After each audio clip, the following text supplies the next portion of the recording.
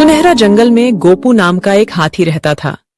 आज गोपू गलती से बड़ी पहाड़ी के नीचे उतर गया। नीचे उतरते ही उसको लगाई बहुत तेज प्यास। फिर गोपू ने सोचा कि मैं जितने में पहाड़ी चढ़कर अपने घर जाऊंगा उतने में यहीं पानी ढूंढ लूंगा और अपनी प्यास बुझा लूंगा। लेकिन आधा दिन बीत गया था और गोपू को पानी की एक बूंद भी नहीं मिली थी। अरे अब क्या करूं मैं, आधा दिन बीत गया और एक बूंद भी पानी नहीं मिला। अब तो मुझ में वापस अपने घर जाने की हिम्मत भी नहीं है, क्योंकि मैं यहाँ थोड़ा बहुत चल सकता हूँ लेकिन अब पहाड़ी नहीं चढ़ सकता हूँ। अब क्या करूं, मैं कहाँ जाऊं, इस अनजान जंगल में कहाँ ढूंढूं पानी, प्यास के मारे तो मेरी जान ही निकली जा रही है।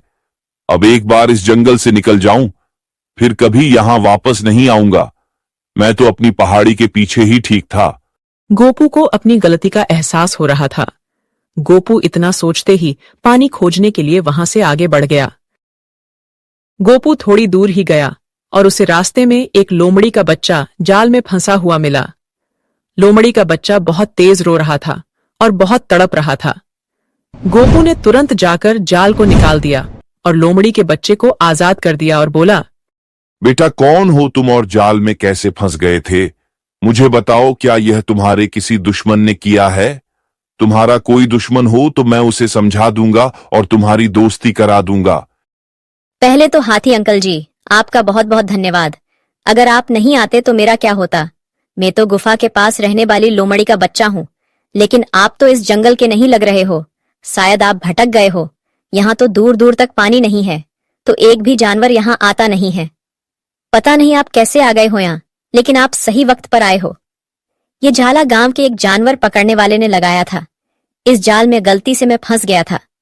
मैं मेरे दोस्तों के साथ खेलते खेलते यहाँ आ गया था, लेकिन मैं जैसे ही जाल में फंसा मेरे सभी दोस्त मुझे अकेला छोड़कर भाग गए और थोड़ी देर में वह जानवर पकड़ने वाला व्यक्ति आने वाला है। बहुत बहुत धन्यवाद अंकल जी, आपने मेरी जान बचा ली। धन्यवाद की क्या बात है बेटा, ये तो मेरा फर्ज था। मैंने तो बस अपना फर्ज निभाया है। ठीक है अंकल जी, अब मैं घर जा रहा हूँ। मेरी माँ इंतजार कर रही होगी। अगर मैं टाइम पर घर नहीं पहुंचा तो वह मुझे बहुत मारेगी। हाथी लोमड़ी के बच्चे से पानी के बारे में कुछ पूछ पाता इससे पहले वो वहां से भाग गया और हाथी भी पानी की तलाश में फिर आगे बढ़ गया। हाथी थोड़ी ही दूर पहुंचा तो उसके पास से एक लोमड़ी निकल रही थी। लोमड़ी ने हाथी से पूछा, अरे हाथी दादा, कहाँ जा रहे हो? लगता है इस जंगल के नहीं हो। कहीं रास्ता तो नहीं भूल गए हो? अगर मेरी कोई मदद चाहिए हो तो बताओ। मदद तो चाहिए थी लोमड़ी बहन। मैं रास्ता तो नहीं भूला हूं, लेकिन मैं जहां से आया हूं वहां पहुंचने के लिए मुझे अब पानी की जरूरत है और मैं सोच रहा हूं यहीं कहीं पानी मिल जाएगा तो पानी पीकर अपने घर को निकल लूंगा। मुझे सुबह से शाम हो गई यहां भटकते भटकते, लेकिन कहीं भी एक बूंद पानी नहीं मिला। पता नहीं ये कैसा जंगल है, मेरी तो कुछ भी समझ में नहीं आ रहा है। ना तो यहां एक जानवर दिख रहा है और ना ही पानी दिख रहा है। हमारी पहाड़ी के उस पार तो कदम कदम पर पानी है और बहुत खुशहाली है। तुम्हें अगर पानी का पता हो तो मुझे बताओ। लोमड़ी बहन, मैं पानी के बिना अब और नहीं रह सकता हूं। मुझे बस थोड़ा सा पानी पिला दो और फिर मैं अपने घर को निकल लूंगा। प्लीज लोमड़ी बहन, मेरी मदद कर दो। आपका बहुत बड़ा एहसान होगा। गोपू को लोमड़ी के बारे में कुछ भी पता नहीं है। लोमड़ी बब्बर शेर के साथ रहती है, जो कि इस जंगल का बहुत ही खतरनाक शेर है। और लोमड़ी जानवरों को बहला फुसलाकर मीठी मीठी बातें करके शेर के पास ले जाती है और फिर शेर उसका शिकार करता है और फिर दोनों शिकार को बांट लेते हैं। अरे आज तो शिकार खुद ही मेरे जाल में फंसने के लिए आ गया है। आज तो मुझे शिकार ढूंढने की जरूरत ही नहीं पड़ी।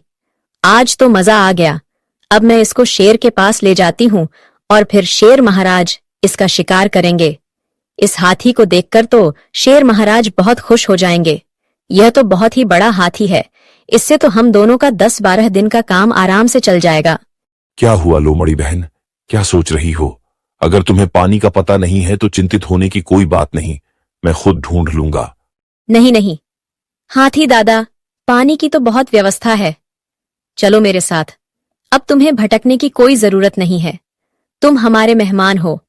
मैं तुम्हें बढ़िया पानी पिलाऊंगी और अच्छे मीठे मीठे फल खिलाऊंगी। फिर तुम अपने घर चले जाना। चलो आओ, मेरे पीछे पीछे चलो। फिर गोपू लोमड़ी के पीछे पीछे चलने लगा।